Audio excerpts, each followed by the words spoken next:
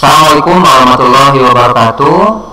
Baik anak-anak, ini materi singkat yang Bapak jelaskan sebagai pendalaman materi tentang akhlak terpuji terhadap diri sendiri. Ada 4 tema yang akan dibahas. Yang pertama ada tawakal, yang kedua ada sabar, syukur, dan qanaah. 4 akhlak ini adalah akhlak yang memang harus ada dan kemudian diaplikasikan dalam kehidupan kita sehari-hari. Ya, jadi bukan sekedar teori saja yang kalian dapatkan, tapi Bapak harapkan ini menjadi akhlak bagi kita sekalian yang bisa kita implementasikan dalam kehidupan sehari-hari. Baik, langsung saja kita masuk ke materinya. Sebentar, kita lihat satu video ini. Mudah-mudahan bisa ya. Nah, ini ya, ada seorang wisudawan atau seorang yang telah menempuh pendidikan dan kemudian telah lulus. Di hari wisudanya dia membawa ayahnya yang dia dorong lewat roda karena memang ayahnya tidak bisa berjalan normal karena sakit. Yang menjaga di dalam hidupku, kau ajarkan aku. Ayahnya sampai menangis, terharu bangga melihat anaknya sukses dan berhasil meraih gelar sarjana. Dan anaknya pun begitu sangat bersyukur. Raihan gelar yang dia raih tiada lain adalah kerja keras dia sendiri dan kemudian tidak terlepas dari doa-doa seorang ayah. Beginilah Pak, ya harusnya seorang anak kepada ayahnya. Ya, singkat saja. Selanjutnya yang kedua.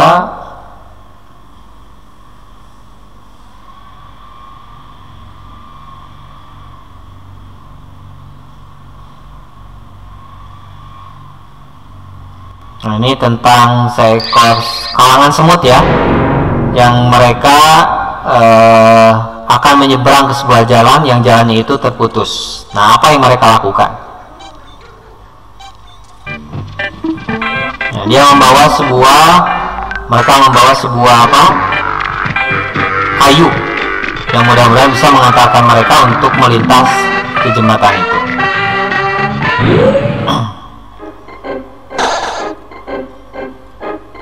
Nah, inilah cara mereka.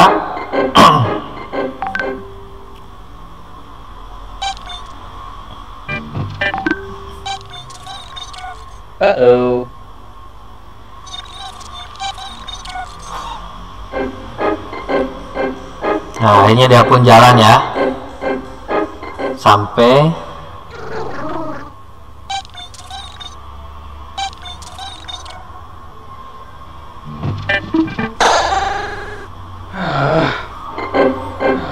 akhirnya dia pun sampai.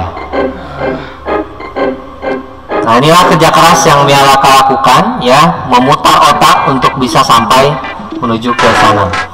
Nah, silakan lihat, amati gambar ini. Kalau kita kaitkan dengan materi, ada kaitan yang paling berkait itu adalah tentang kerja keras ya, berikhtiar atau usaha. Ya, seorang bapak yang berjualan, seorang anak yang kemudian naik sepeda ya dan membawa barang yang begitu sangat besar. Kemudian seekor semut sedang mendorong atau membawa beban ya, batu yang lebih besar daripada tubuhnya. Nah, ini yang tidak diharapkan ya, seorang bapak atau seorang pemuda yang malas-malasan tidur, sedang belajar, waktunya kerja malah tidur. Nah, kalau ini kaitannya tentang tawakal ya, berserah diri kepada Allah. Nah, tidak seperti ini ya, santai saja ketika kebakaran ada, ya udahlah mau gimana lagi. Nah, ini adalah ciri orang yang putus asa. Nah, ini bahasan kita, ada tawakal, ada ikhtiar, ada qanaah, ada syukur dan sabar. Baik, kita masuk ke tawakal. Apa sih tawakal? Tawakal itu mewakilkan secara bahasa ya, berserah diri atau mewakilkan. Secara istilah, berserah diri pada Allah, menyerahkan segala urusan kepada kebijakan Allah yang mengatur segalanya. Tapi ingin Bapak sampaikan bahwa tawakal ini perlu adanya usaha. Jangan sampai kalian hanya sebatas menyerahkan segala urusan kepada Allah tanpa disertai dengan usaha. Itu pun salah. Perintah untuk tawakal ada dalam surat Al-Imran ayat 159. A'udzubillahi minasyaitonir rajim. فَإِذَا عَزَمْتَ فَتَوَكَّلْ عَلَى اللَّهِ إِنَّ اللَّهَ يُحِبُّ الْمُتَوَكِّلِينَ. Kemudian apabila engkau telah membulatkan tekad, maka bertawakallah pada Allah, sungguh Allah mencintai orang-orang yang bertawakal. Jadi sangat diperintahkan ya dalam Quran surat Al-Imran ini. Banyaklah contoh-contoh tawakal ya yang bisa dicontohkan. Dampak positifnya kita akan memperoleh ketenangan jiwa, karena segala sesuatu yang kemudian kita usahakan, kita inginkan, karena sudah diserahkan pada Allah, maka kita akan mendapatkan ketenangan, kepuasan batin, keteguhan hati, dan menumbuh kembangkan kesadaran akan kelemahan dirinya. Selanjutnya ada ikhtiar. Ya, ikhtiar ini adalah usaha. Ya, kalau dalam sisi kebahasaan artinya memilih, melakukan suatu kegiatan dengan maksud untuk memperoleh suatu hasil yang dikehendaki, itu adalah ikhtiar.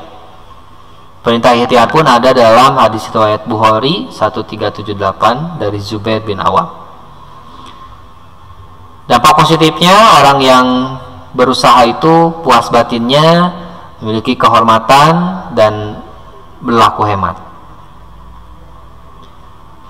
Baik, kita masuk ke sabar. Sabar itu ya hakikatnya tidak ada batasnya, karena sabar itu adalah sifat Tuhan ya, as-sabru. Yang ada batasnya adalah kesabaran manusia. Tahan menderita sesuatu, tidak lekas marah, tidak lekas patah hati, dan tidak lekas putus asa. Itu adalah sabar. Nah, sabar itu menurut para ulama terbagi tiga. Ada sabar dalam ketaatan, ya, kita melaksanakan sholat, ibadah puasa, itu adalah wujud kesabaran kita dalam menjalankan ketaatan kepada Allah. Sabar saat menghadapi musibah sudah jelas. Musibah apapun yang diberikan Allah pasti ya tidak akan melebihi kemampuan hambanya. Yang ketiga, sabar dalam maksiat, otomatis ya tidak ada yang ketika misalkan melakukan maksiat itu kan segala sesuatu yang menyenangkan. Nah, tinggal bagaimana kita menahan hawa nafsu kita untuk tidak melakukan hal yang bersifat maksiat. Banyak dampak positifnya, dan kita masuk ke syukur. Syukur artinya berterima kasih. Hati-hati, dalam bahasa Arab itu hanya satu huruf saja salah maka akan merubah makna. Sakaro ya menggunakan sin kecil artinya mabuk, sementara menggunakan sin besar artinya bersyukur. Itu ya, hati-hati. Kenapa? Dalam membaca Quran, belajar bahasa Arab ya, kita harus benar-benar makhraj hurufnya supaya tidak berubah makna. Nah, dua tempat ya supaya kita senantiasa bersyukur pada Allah sebenarnya harus kita kunjungi dua tempat, yaitu kuburan yang pertama, yang kedua adalah rumah sakit. Di kuburan, di sanalah kita diingatkan bahwa nikmat hidup itu sangat berharga bagi kita. Bagi kita yang memiliki waktu, memiliki usia, maka manfaatkan dengan baik ya untuk membawa amalan atau membawa bekal untuk nanti di hari akhir. Yang kedua, rumah sakit ya, supaya kita bersyukur akan nikmat sehat, karena sehat itu mahal ya. Banyak orang yang hanya untuk bernapas saja harus mengeluarkan uang, sementara kita hanya gratis saja ya. Perintah bersyukur, la in syakartum lazidannakum wa in kafartum inna adzabi lasadid. Ada juga fadkuruni adkurukum waskuruli wala takfurun. Itu ya, ada ayatnya. Terakhir, qanaah.